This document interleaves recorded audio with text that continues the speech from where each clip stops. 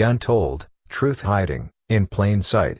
From the Kingdom of Kush, to the today Ethiopia.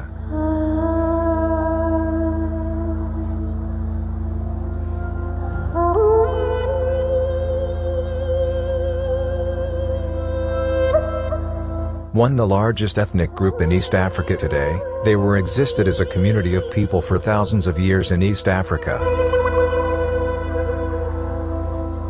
Available information clearly indicates that the land of Kush, Nubia, or the ancient Ethiopia, in Middle and Lower Nile, was the home of the Cushitic speakers. It's from there that they subsequently dispersed and became differentiated into separate linguistic and cultural groups.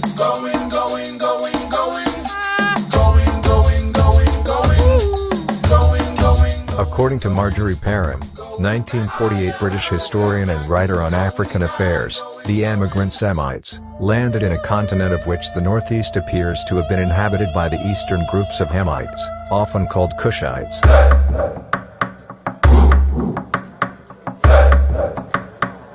The various Cushitic nations, inhabiting Northeast and East Africa today, are the result of this dispersion and differentiation.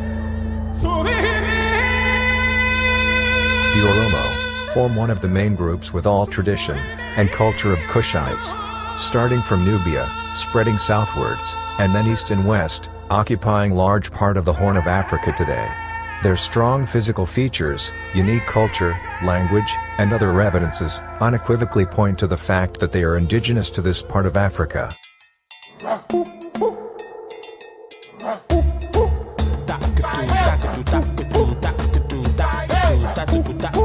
Many historians have clearly mentioned that the ancient Egypt land Black Kmt or Kemet was stolen from native African peoples, or the ancient Oromo ethnic group.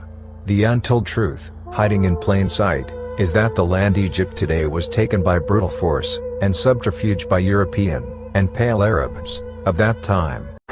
So Egypt has a very long and an interesting history, but the Oromo's land really is Egypt. Egypt is the Oromo's land. Egypt was taken from ancient Oromos.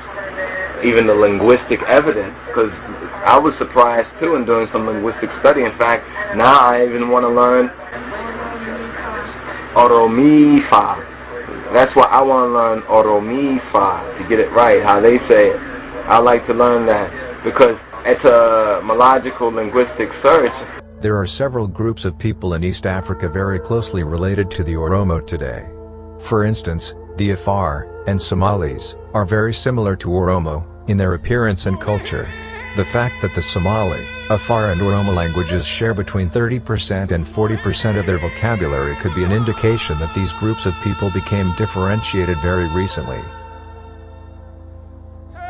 Other Cushitic-speaking groups living in the same neighborhood, who are closely related to the Oromo, are Kanso, Sidama, Kambata, Daressa, Ago, Saho, Baja and many other groups.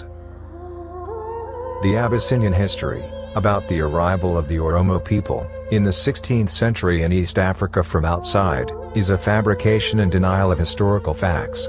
It is a myth created by Abyssinian court historians and monks, sustained by their European supporters, and which the Ethiopian rulers used to lay claim on Oromo territory, and justify their colonization over the Oromo people.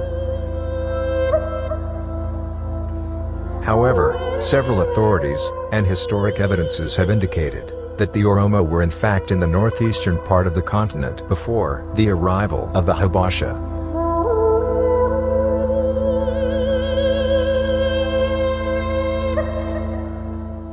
This short documentary is brought to you by Isaac Mo, from Bultoon Media.